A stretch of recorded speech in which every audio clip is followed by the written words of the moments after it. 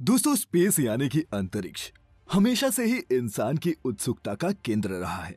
जहां cold war के वक्त नासा और सोवियत स्पेस प्रोग्राम जैसे स्टेट फंडेड मिशंस के पीछे स्पेस में नए नए एक्सपेरिमेंट्स करने की होड़ लगी होती थी, वहीं धीरे धीरे ही सही, लेकिन अब स्पेस एक्सप्लोरेशंस की इस हाईटेक इंडस्ट्री से सरकारी प्लेयर्स अपने हाथ पीछे खींच रहे हैं और एलॉन मस्क की स्पेसएक्स जैसे प्राइवेट प्लेयर्स इस मार्केट में फुल ऑन काम करते नजर आने लगे हैं। हमारी स्पेस एजेंसी इसरो ने भी पिछले कुछ दशकों में कमाल का काम किया है, लेकिन जहां एक का मोटिव अपनी कंपनी को स्पेस की दुनिया में बेस्ट साबित करना है, तो वहीं दूसरी का मोटिव अपने देश का तिरंगा स्पेस में लहराना है। लेकिन बेस्ट तो एक ही होता है, क्यों? और अब आपके मन में भी ये सवाल तो जरूर घूम रहा होगा कि स्पेसएक्स और इसरो में से कौन है बेस्ट।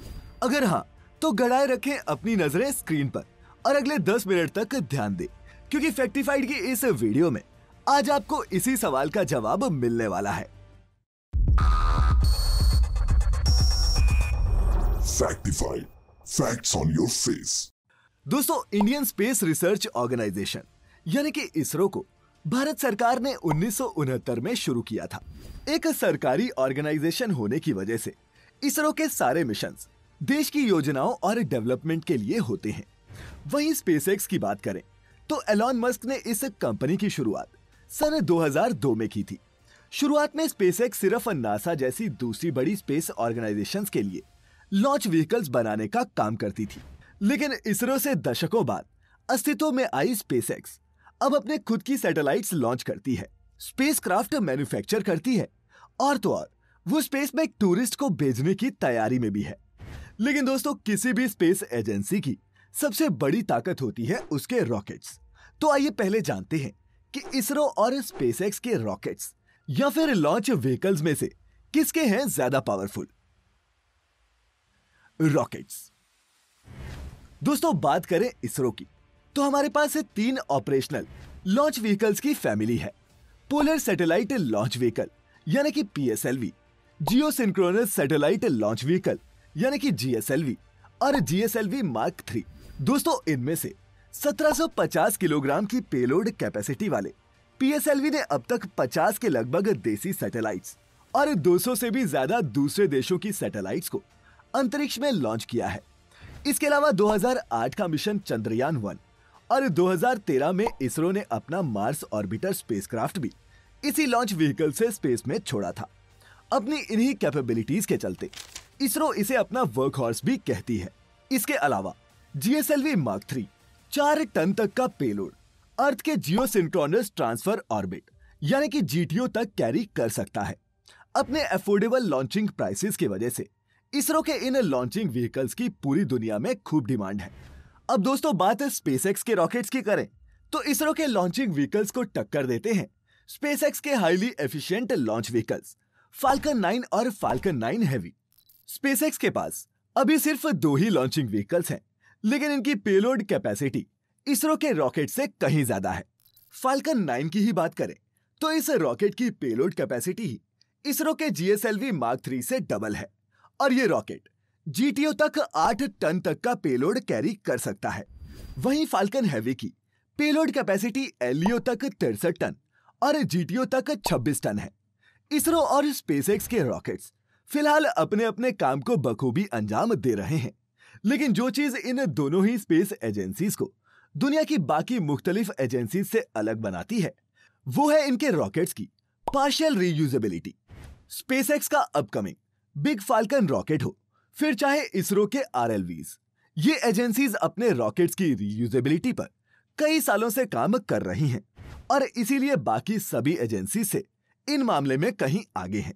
स्पेसएक्स के पास ड्रैगन कार्गो जरूर है, जो स्पेस में सामान और एस्ट्रोनॉट्स भेजने के काम आता है, जबकि इसरो आज तक अपना कोई भी एस्ट्रोनॉट स्पेस में नहीं भेज पाया है। Fast tracker.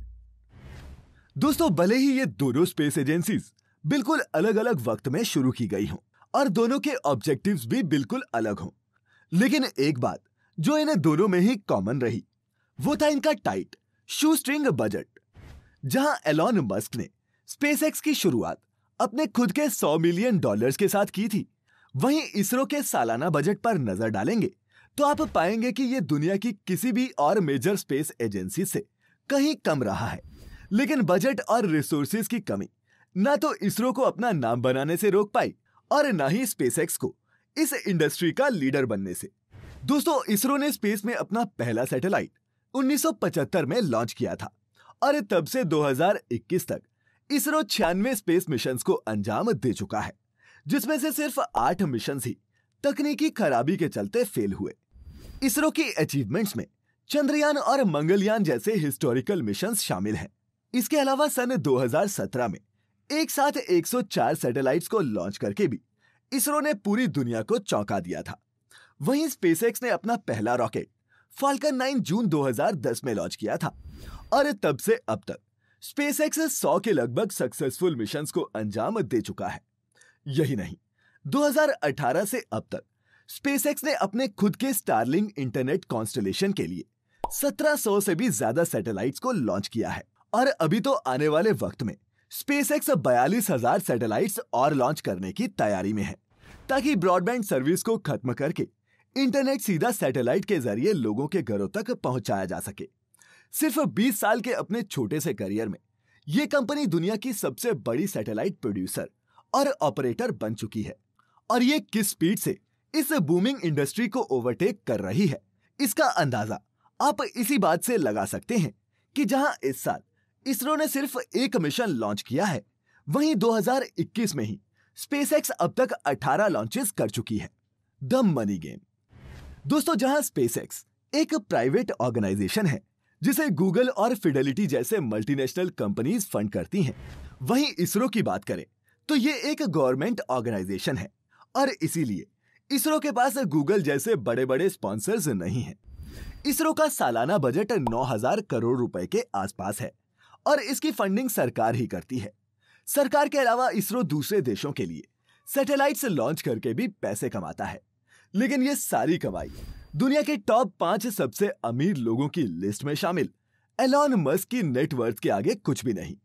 वो चाहें तो आने वाले कई सालों तक स्पेसएक्स में बिलियंस ऑफ डॉलर्स पंप करते रह सकते हैं और ये तब और भी आसान हो जाता है जब सिर्फ अपने लॉन्चेस से ही स्पेसएक्स हर साल $1 बिलियन से भी ऊपर की कमाई करता है। चीप लॉन्चिंग सर्विसेज होने की वजह से इसरो और स्पेसएक्स के क्लाइंट्स दुनिया भर में हैं। लेकिन अगर लॉन्च कॉस्ट की बात करें तो इसमें इसरो के PSLV रॉकेट स्पेसएक्स के फाल्कन 9 रॉकेट से कहीं किफायती हैं। जहां फाल्कन 9 की सिंगल लॉन्च कॉस्ट $60 मिलियन के लगभग आती है, वहीं PSLV की कॉस्ट पर लॉन्च सिर्फ $15 मिलियन आती है। Upcoming missions. दोस्तों, जहां इसरो के फ्यूचर प्रोजेक्ट्स में गगनयान, शुक्रयान और सनस्टडी जैसे प्रोजेक्ट्स शामिल हैं जो स्पेस सेक्टर में भारत का परचम और बुलंद करेंगे, वहीं स्पेसएक्स का फंडा क्लियर है। स्पेसएक्स पूरी दुनिया को अपनी सर्विसेज देना चाहती है और वो इंटरप्लैनेटरी ट्रांसपोर्ट को मुमकिन बनाना चाहती है। उसकी स्ट्रेटेजी एग्रेसिव है और पॉलिसी क्लियर। और अगर फंडिंग हिस्ट्री और मिशन लॉन्चेस में आए इजाफे को भी काउंट करें तो दोस्तों, स्पेसएक्स का पलड़ा क्लियरली इसरो से जरा भारी दिखता है।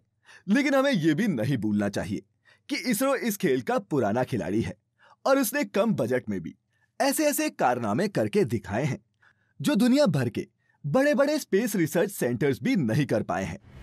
भविष्य किसका होगा, ये तय करेंगे इन एजेंसीज के द्वारा आज लिए गए डिसीजंस।